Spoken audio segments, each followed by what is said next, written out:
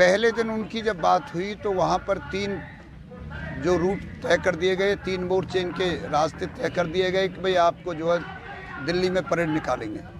अगले दिन जब हमने अपनी बात रखी भी और जो मानेसर वाला और हमारा पेंडिंग रख दिया गया, तो अगले दिन फिर दोपहर बाद दिल्ली के स्पेशल कमिश्नर मिस्टर पाठक, जो पूरे किसान आंदोलन को जो रिप्रेजेंट कर रहा था दिल्ली पुलिस की तरफ से, उनके साथ और जो दूसरे अधिकारी हैं उनके साथ हमारे किसान नेताओं की, जिसमें योगेंद्र यादव, चौधरी युद्धवीर सिंह जैसे और भी कई नेता थे, जो हमारी कमेटी थी, 5 आदमियों के बीच में उनकी मीटिंग हुई। और बैठक में ये तय हुआ कि पलवल का मोर्चे का हमारे नेताओं ने तो आगे तक मांगा था, लेकिन शॉर्ट में कह रहा हूँ कि दिल्ली के एडमिनिस्ट्रेशन ने ये तय कर दिया था कि पलवल के मोर्चे के किसान पलवल से चलकर बदरपुर के फ्लाईओवर को पार करके जो पहला कट आएगा जो मदनपुर खादर का है, वहाँ से यू टर्न ले करके और परेड करके चले जाएंगे। तो ये उन्होंने दिल्ली एडमिनिस्ट्रेशन ने हमारे किसान संयुक्त मोर्चे के किसान नेताओं से तय किया हुआ था। और तय करने के बाद उन्होंने बाकायदा दिल्ली में प्रेस कॉन्फ्रेंस हुई, राष्ट्रीय सतर तक के तमाम चैनलों में वो प्रेस हुई और सबके द्वारा बताया गया कि पलवल का मोर्चे के किसान बदरपुर से पार करके वहाँ पर यू टर्न लेंगे। हमें शाम तक क्लियर हुई, हमारे नेताओं का फ़ोन आया कि तुम्हारा मोर्चे का वहाँ तक साफ रास्ता तय हो गया है, रूट आपको मिल गया है। हमने भी अपने साथियों में जहाँ जहाँ भी इतला करनी थी हमने ज़िले में कर दी अपनी।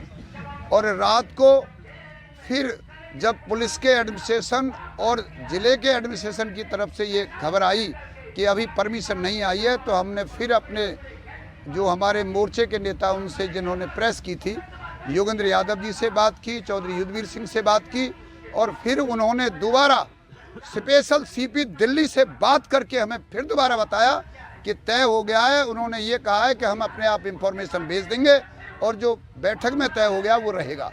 वो 11:30 बजे जब हम कंफर्म हो गए, उसके बाद बताइए हमारा ये परमिशन दिल्ली तक का रात को सुबह ना इंफॉर्मेशन दी और सुबह जो वो इंफॉर्मेशन जो हमारे नेताओं किसान नेताओं के बीच में बैठक थी उसको रद्द कर दिया गया और उसकी सूचना तक नहीं दी गई। इसीलिए हम मस्ती के साथ हमारे जितने भी 500-700 हज़ारों की संख्या में जो ट्रैक्टर थे वो यहाँ से दिल्ली के लिए रवाना हुए और बीच में ही टीकरी व सीकरी और हमारी उस बॉर्डर के बीच में 3 किलोमीटर का बैरिकेड लगा करके हमें रोक दिया गया। और उसके बाद जो घटना हुई, सामने पुलिस के जवान थे, इधर हमारे ट्रैक्टर और हमारे किसान थे। यदि पत्थरबाजी शुरू हुई और उस पत्थरबाजी में अगर सीधे पत्थर फेंका जाता है तो सीधा इधर लगता है, डायरेक्शन सीधी थी हमारे किसानों की और पुलिस के जवानों की सीधी डायरेक्शन थी। पत्थर पहले से ही जमे हुए 20-30 लड़के इधर से रखे हुए थे, पत्थर उनके हाथ में थे और दोनों को पत्थर उन्होंने सीधा साइड में से फेंक करके और उस शांति के वातावरण को हिंसा में बदलने का काम कर दिया। बड़े आराम से नारे लगाते हुए शांतिपूर्वक किसान आगे पहुंचे। पुलिस प्रशासन ने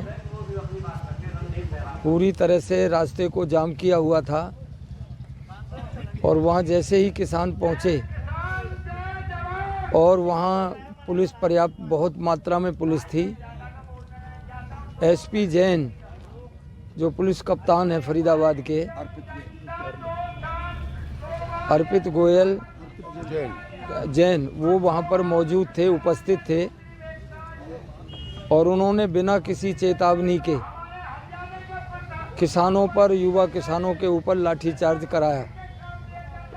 और बल्कि मैं स्वयं चश्मदीद गवाह हूँ, मेरे सामने स्वयं उसने एसपी ने वहाँ लाठी लेकर के स्वयं ने लाठी चलाई किसानों के ऊपर।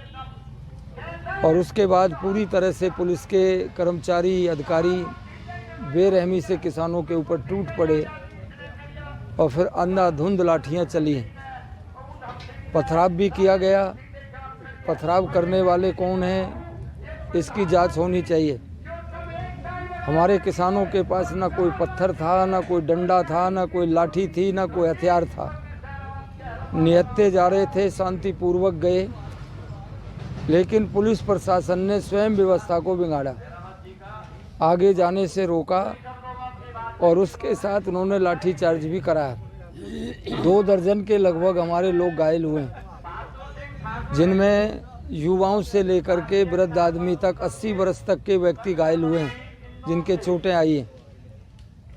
और संघर्ष समिति पलवल फरीदाबाद के हमारे नेताओं ने बहुत प्रयास किया कि लाठीचार्ज को रोका जाए। मैंने भी व्यक्तिगत तौर पर मिलकर एसपी को कहा, कई बार कहा मैंने कहा लाठीचार्ज आप बंद कराओ, पर वो कुछ सुनने को तैयार नहीं था। ये घटनाक्रम हुआ बहुत निंदनीय है, अलोकतांत्रिक है, और इस घटना की जितनी निंदा की जाए उतनी कम है। आपके ट्रैक्टर जो चल रहे थे आगे, पुलिस वाले क्यों चल रहे थे उन पे? पुलिस ने ट्रैक्टरों की चढ़ करके चाबियां खींचने का काम करा, ट्रैक्टरों की हवा निकाली, लाइट तोड़ी और ट्रैक्टरों के ऊपर लाठियों से प्रहार किया। उसकी वीडियो मेरे पास है, जो पूरी तरह से ट्रैक्टरों को क्षतिग्रस्त किया गया। बहुत ट्रैक्टर भी टूटे हैं। आगे क्या रहेगा आंदोलन? आंदोलन जब तक राष्ट्रीय किसान संयुक्त मोर्चा का आह्वान होगा, जब तक ये निर्णय नहीं होगा, ये इसकी कानून जब तक समाप्त नहीं होंगे, वापस नहीं होंगे, और इसकी जब तक सरकार गारंटी नहीं देगी एमएसपी की, तब तक भाई ये आंदोलन जारी रहेगा। और इसमें और नए आंदोलनकारी भी जुड़ेंगे। ऐसा नहीं है कोई आंदोलन निराश हो जाएगा कल की घटना से। आंदोलन बल पकड़ेगा, लोगों में और उत्साह है और क्रोध और नाराजगी भी लोगों में बढ़ी है।